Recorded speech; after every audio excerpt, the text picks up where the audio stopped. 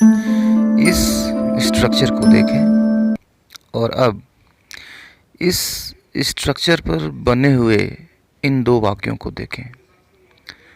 पहला वाक्य जो है यह पास्ट में है और दूसरा वाक्य प्रेजेंट में है। तो क्या इन दोनों वाक्यों का अर्थ भी अलग अलग है?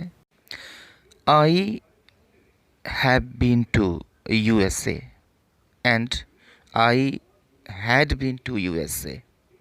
इन दोनों का अर्थ एक ही है। I have been to USA मतलब मैं USA में रह चुका हूँ और इस वक्त वहाँ पे नहीं हूँ। वहाँ पर मैं समय बिता चुका हूँ लेकिन वहाँ पर अब नहीं हूँ। I had been to USA इसका भी मतलब वही है, मैं USA में रह चुका हूँ लेकिन फ़िलहाल मैं वहाँ पे नहीं हूँ। एक तीसरा वाक्य भी देखें, he has gone to USA। इसका अर्थ हुआ वह अमेरिका चला गया है, अमेरिका जा चुका है, मतलब वह अमेरिका पहुंच चुका है और वह अमेरिका में ही है। यह स्ट्रक्चर देखें,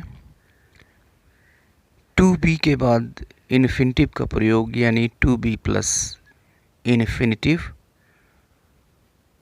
उसे रविवार को आना है, he is to come on Sunday.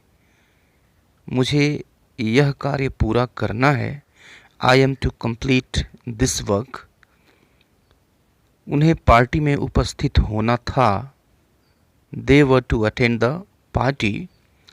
इसी तरह का एक दूसरा स्ट्रक्चर देखते हैं, use of have has had plus infinitive. For example, उसे यह कार्य आज ही पूरा करना है, he has to complete this work today. मुझे कल जयपुर जाना है, I have to go to Jaipur tomorrow.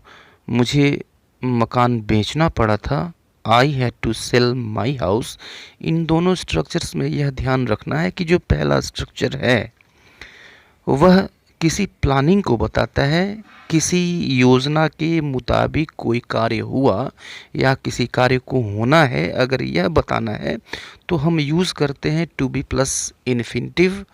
और अगर हमें अनिवार्यता या बाध्यता का बोध कराना है, कोई कार्य अनिवार्य रूप से होना है या फिर किसी चीज़ को करने के लिए हमें बाध्य होना है या बाध्य होना पड़ा, तो उसके लिए हम have has had plus infinitive का यूज़ करते हैं। मिलते हैं फिर अगले वीडियो में, तब तक के लिए धन्यवाद। Thank you for watching.